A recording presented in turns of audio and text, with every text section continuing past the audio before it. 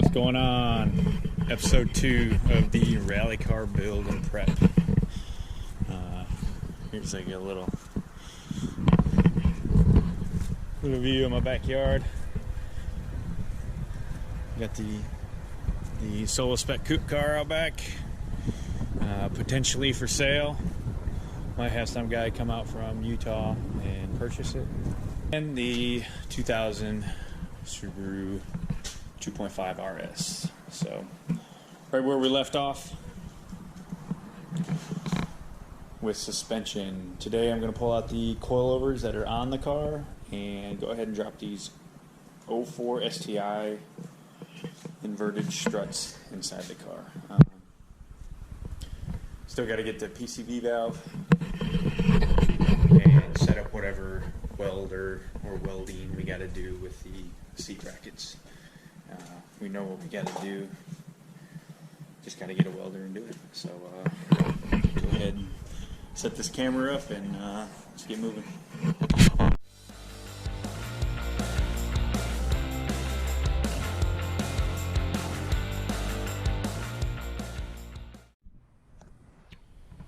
Alright, what's going on? So we got the first coilover out in the front passenger side.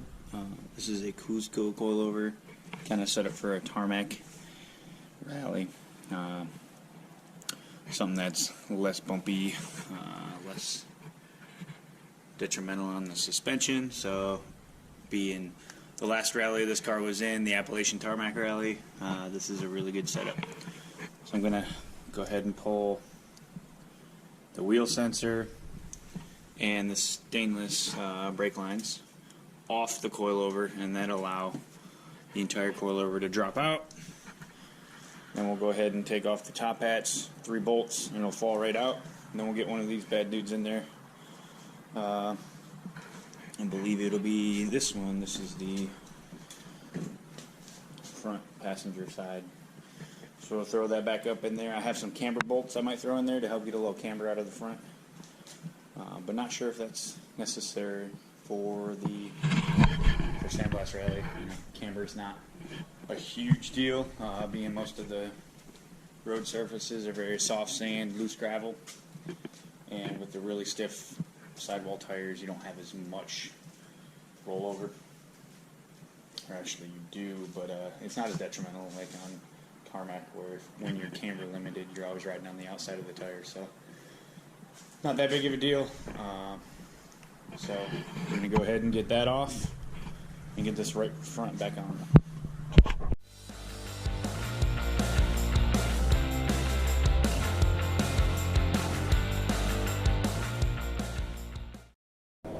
Hey, what's going on? So back another day. I got the front passenger coilover out of the car. Now we're going to get this driver's side front over here put in. So I'll set up a time lapse and we'll follow along.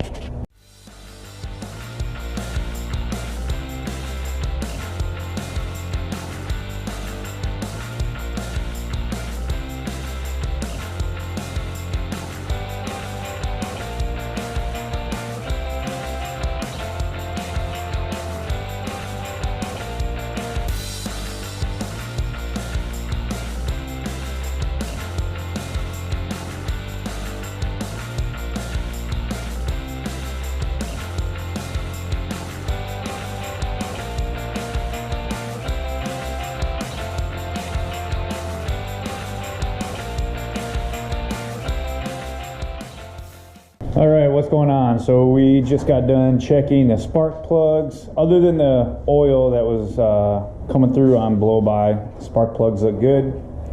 We got the old PCV valve back in. I'm just going to see if that fixed the issue, although I have a new one from Subaru coming in. We put the struts on. Brady, who is also a Army veteran, actually getting out, and then JD, we go way back. Taking out the speakers, they're there for, I have no idea why, but they're there and they weren't taken out. I hope it's not a rule thing. You gotta have your speakers in. Well, for the street portion, you would. JD did some fine grinding.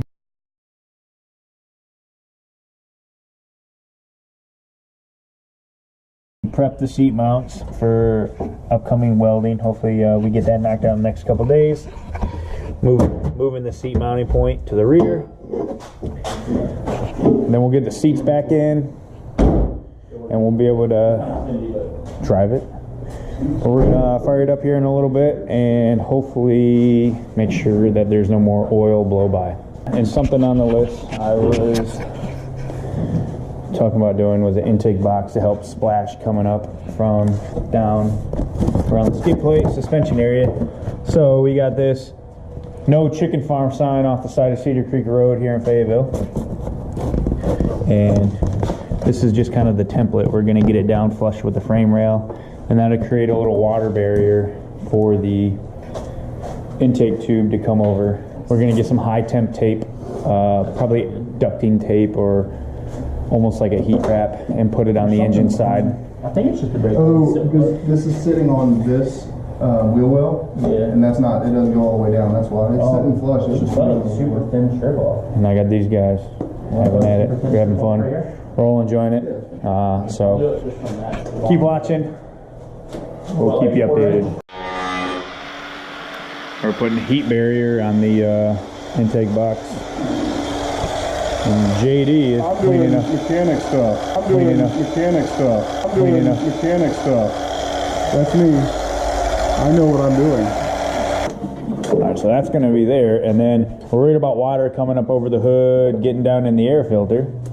So we cannibalized Danny Miller's BMW engine cover, and it's going to fit perfectly over this air box. We can always cut this, so I would go about right here. I'll just get it right here. You want me to do it? I got two hands.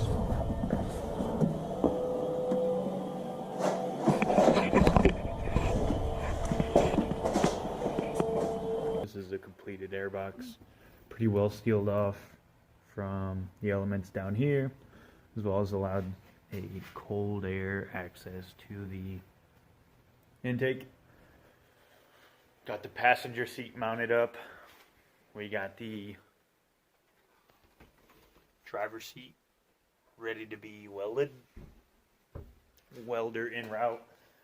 Added a little clipboard for the co-driver up here. Cleaned the car, got some names off it, so